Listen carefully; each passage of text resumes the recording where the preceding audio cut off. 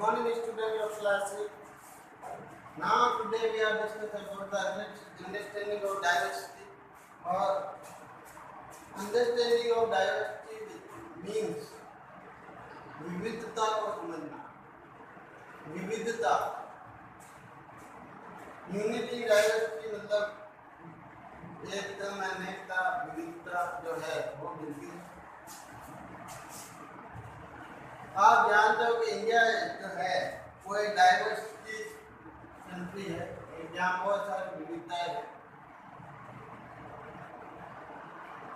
जहाँ जहाँ हम जाते हैं समाज में, जहाँ जहाँ हम जाते रहते हैं वहाँ पर विविधताएं मिलती रहती है. जैसे family, religion, language, caste, culture, इन सब में विविधताएं हैं. आज हम एक शहर से दूसरे शहर जाते हैं या एक परिवार दूसरे परिवार के संपर्क में आता है तो दो परिवारों के बीच में भी उनकी संस्कृति, उनके जो पहनावा है, उनके जो आज विचार है वो अलग अलग होते हैं. एक धर्म से दूसरे धर्म में भी देख लें तो एक धर्म जैसे हिंदू धर्म है और एक तरफ मुस्लिम धर्म है. हिंदू और मुस्लिम धर्म में आपस में जो रिवाज है वो बिल्कुल चेंज होते हैं. ये चेंज होता है डाइवर्सिटी. क्या होता है? Diversity. When we look around us, जब हम अपने चारों ओर देखते हैं तो हम पाते हैं कि we found different religious background. तो हम अलग अलग धर्म के लोग वो देखते हैं, चाहे हिंदू धर्म हो, चाहे मुस्लिम धर्म हो, चाहे सिख धर्म हो, चाहे ईसाई धर्म हो, अलग अलग धर्मों के लोग हम पाते हैं और देखते हैं. अब इन धर्मों के अलावा जब हम एक स्टेट से दूसरे स्टेट में जाते हैं तो एक स्टेट से दूसरे स्टेट की लैंग्वेज या एक एरिया से दूसरे एरिया की लैंग्वेज में भी अंतर होता है. भारत में बहुत सारी भाषाएं बोली जाती हैं जिसमें बंगाली, गुजराती, मराठी, तमिल, तेलुगु, हिंदी, पंजाबी, उर्दू ये सब भाषाएं बोली जाती है. तो ये भाषा की विविधता. कल्चर में कहीं कोई त्योहार मनाया जाता है, कहीं कोई त्योहार मनाया जाता है. ये त्योहार, ये पहनावा, ये सब चीजें विविधता का एक अंग है. भारत में इतनी सारी विविधताएं हैं, इतने सारे धर्मों के लोग रहते हैं और ये सभी विविधताएं होना स्वाभाविक है. इतने मतलब सभी धर्मों के लोग भारत में रहते हैं. उनके पहनावे में, उनकी वेश, जो पहनावे के अलावा उनका जो खान पान है, उनका जो रहन सहन तौर तरीके होते हैं वो पूरे चेंज होते हैं और यही चेंज विविधता कहलाता है, डाइवर्सिटी कहलाता है. अब डाइवर्सिटी को हम एक जीवन का एक रास्ता कैसे कह सकते हैं? हर जो ह्यूमन बीइंग है वो एक दूसरे से अलग होता है. ह्यूमन बीइंग में हम देखें, एक पेरेंट है, उसके दो बेटे हैं, दोनों बेटों में विविधता होती है. संतान दोनों उन्हीं की है पर एक बेटे का स्वभाव अलग है, दूसरे बेटे का स्वभाव अलग है. ये दोनों स्वभाव ये इन दोनों की विविधता को दर्शाता है. किसी का किसी में इंटरेस्ट है, एक का इंटरेस्ट पढ़ाई करने में है, एक का इंटरेस्ट पढ़ाई में नहीं होता. दोनों अगर बेटों की तुलना की जाए, एक को किसी में रुचि है, किसी में रुचियाँ अलग अलग होती है. दोनों टेम्परामेंट अलग अलग होता है. तो उसी प्रकार से भारत में भी इतने सारे लोग, इतने जातियों के लोग, इतने धर्म के लोग जिनके विचारधाराएं अलग अलग हो सकती है, उन विचारधाराओं के अलग अलग लोगों के साथ समन्वय बना के रखना ये बहुत ही महान काम है. ये बहुत ही महान काम की श्रेणी में आता है। कुछ जैसे एग्जाम्पल देते, एक जो बेटा है वो पेंटिंग में अच्छा है, तो दूसरा राइटिंग में अच्छा है, सिंगिंग में भी अच्छा हो सकता है, कुछ डॉक्टर बनना चाहते हैं, कुछ वकील बनना चाहते हैं, कुछ इंजीनियर बनना चाहते हैं, कुछ आर्किटेक्ट बनना चाहते हैं। सपने सबके अलग अलग होते हैं। कुछ में स्किल होता है एक्टर बनने का, कुछ में स्किल होता है पेंटर बनने का, कुछ में स्किल होता है राइटर बनने का। ये सब गुण उनको एक नया रास्ता प्रदान करते हैं, एक नई सोच उनमें उत्पन्न करते हैं। ये विविधता के कारण ही संभव है।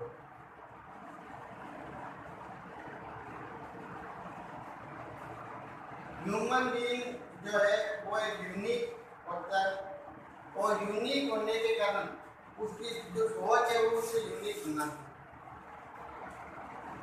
यूनिक उसे कौन बनना था, उसकी जो सोच होती है वो उसे यूनिक बनाती है।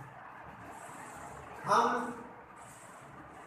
अगर डिस्कस करें भारत के संदर्भ में, तो भारत की जो सोच है वो पूरी तरीके से युवा पीढ़ी पर निर्भर है। भारत में रूढ़िवादिता भी बहुत ज्यादा है, धार्मिक विश्वास भी बहुत ज्यादा है, कट्टरपंथी लोग भी बहुत ज्यादा है। तो ये विविधता इतनी सारी है, पर ये बॉन्डिंग रखती है, जोड़े में रखती है। विविधता है, पर विविधताओं को संयोजित करके चलना एक बहुत ही बड़ी विविधता है। अब हम डिस्कस करेंगे यूनिटी इन डाइवर्सिटी। विविधता में भी हम एकता कैसे ला सकते हैं।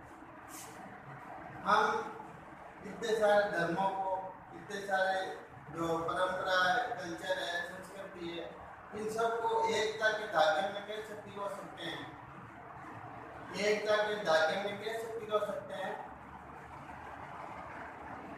वो हम डिस्कस करेंगे। जैसे हम स्कूल के संदर्भ में लेते हैं, स्कूल में अलग अलग जाति, अलग अलग धर्म, अलग अलग समुदाय के लोग बच्चे पढ़ने आते हैं। धीरे धीरे जब वो उस परिवेश में ढलने लग जाते हैं, तो फिर वो धर्म नहीं देखते, वो मित्र बन जाते हैं। और मित्र बनने के बाद वो फिर मित्रता में ऐसे बन जाते हैं कि उनको कोई धर्म, कोई परंपरा, कोई रीति रिवाज उनको दिखाई नहीं देते, बस उनकी जो शब्द है वो मित्रता दिखाई देती है। तो ये जो परिवेश है, ये परिवेश उनको ऐसा करने पर मजबूर करता है।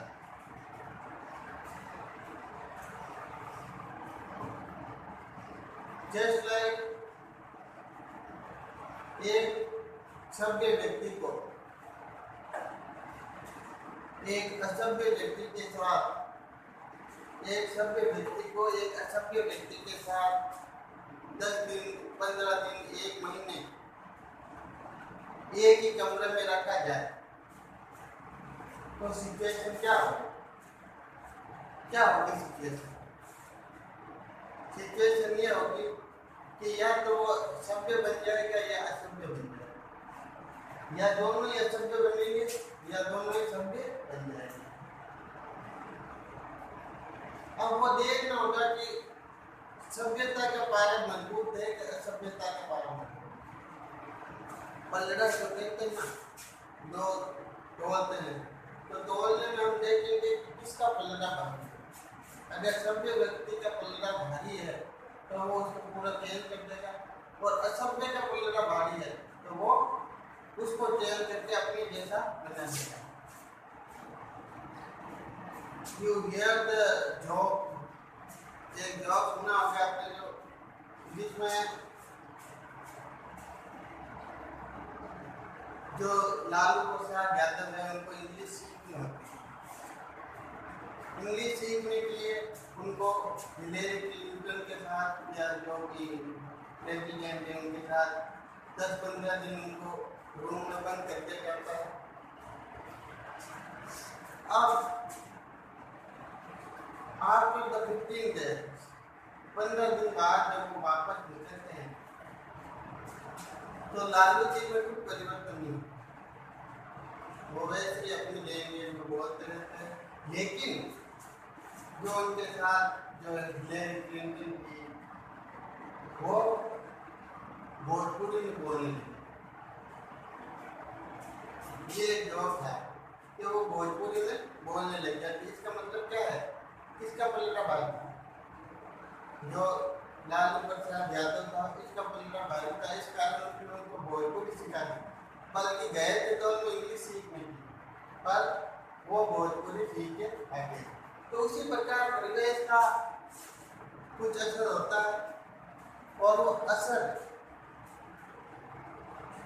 जैसे जैसे साथ रहते हैं, माहौल में ढलते रहते हैं, बच्चों में जो बॉन्डिंग होती है वो शुरुआत में उस परिवेश में रहते हैं और मित्रता हो जाती है। बाद में उनकी जो साइकोलॉजी है वो चेंज हो जाती है, पता नहीं किस कारण। पर शुरुआत में जब बच्चे होते हैं वो एक साथ रहते हैं, एक साथ स्कूल पढ़ते हैं, एक साथ अध्ययन करते हैं, कुछ गुण उसके रूप में बदल जाते हैं, कुछ के अवगुण आ जाते हैं, कुछ के सद्गुण आ जाते हैं।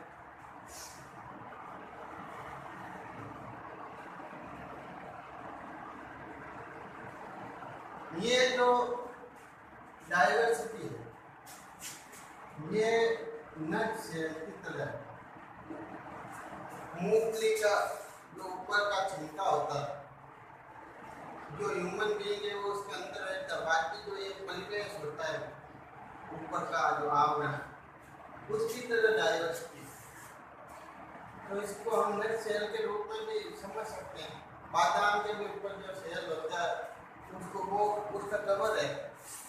जब तक डाइवर्सिटी है, विविधता है, वो ढका हुआ है उससे, तब तक देश में कोई खतरा नहीं है। अब डाइवर्सिटी होने के कारण है क्या? कारण ट्रेडिशन एंड ट्रेड। ट्रेडिशन यानी परंपराएं जो होती है, लोगों की पुरानी परंपरा होती है। ह्यूमन बीइंग जो है वो ग्रुप में रहते हैं और वो अपने अपने तरीके से जीते हैं, अपने अपने ढंग में, अपने अपनी नजरिए से जीते हैं। जैसे पेरेंट्स आपको सिखाते हैं कैसे खाना है, कैसे सोना है, कैसे बैठना है, कैसे प्रार्थना करनी है, ये सब चीज़ें आपको घर में सिखाई जाती है और आप वो अपने एल्डर से सीखते हो। ये आपकी परंपराएं है जो आपको ये सीख देती है, तो प्रार्थना करनी चाहिए, खाना कैसे खाना, कैसे व्यवस्था कैसे होनी है। तो ये हमारी परंपराओं में भी जुड़ा हुआ है। इससे ट्रेडिशन और ट्रेंड बनते हैं। रीजनल चेंज जो धार्मिक व्यवहार में परिवर्तन, जो रीजनल मतलब जो अलग अलग एरिया में अलग अलग पहनावा, जो ट्रेंड्स है वो बदलते रहते हैं समय के साथ साथ।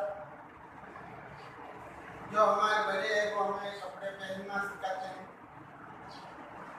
जो हमारे ड्रेस है या जो फूड हैबिट है वो जो हमारे पूर्वज है उनसे जो प्रथा चली आई है उन प्रथाओं के हिसाब से हम चलते हैं। जो पहले लोग पहनते थे वही हम पहनते हैं। आगे जैसे जैसे समय परिवर्तन होगा, चेंज भी होता रहता है।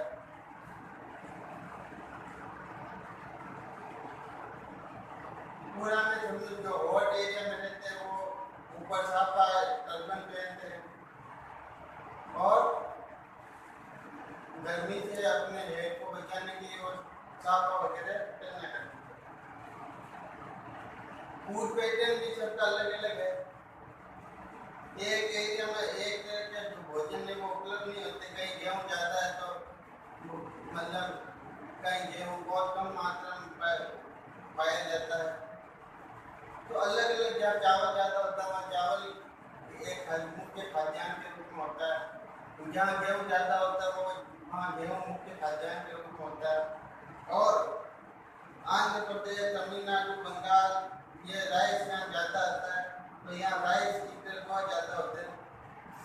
ड्राई एरिया जैसे राजस्थान है यहाँ बाजरा है, ज़्यादा होता है। तो देसी फूड में यह बाजरा जो है वो देसी फूड होता है। उसके अलावा जो समुद्रों और नदियों के किनारे रहते हैं उनके लिए जो मुख्य भोजन है वो फिश होता है, क्योंकि वहाँ मछलियाँ आराम से उपलब्ध हो जाती है।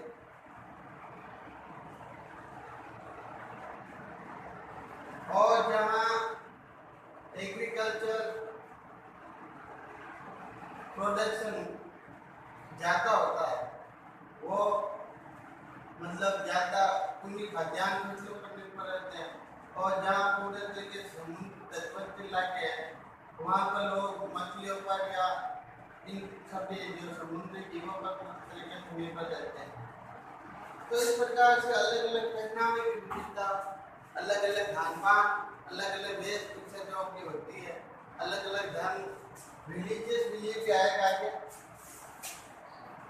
रिलीजियस बिलीफ में हम देखें तो डिफरेंट पीपल जो है वो अलग अलग भगवान पर विश्वास करता है और उनकी श्रद्धा अलग अलग है, उनकी परंपरा अलग अलग है, उनके रीति रिवाज अलग अलग है और उनके प्रेयर करने का तरीका भी अलग अलग होता है। हिंदू मंदिर में पूजा करते हैं, सिख गुरुद्वारा में पूजा करते हैं, मुस्लिम मॉस्क में पूजा करते हैं और क्रिश्चियन चर्च में पूजा करते हैं। तो इस प्रकार से उनके मान्यताएं, उनकी विचारधाराएं अलग अलग होती है और अलग अलग होना से उनकी जो सोच है वो भी अलग हो जाती है।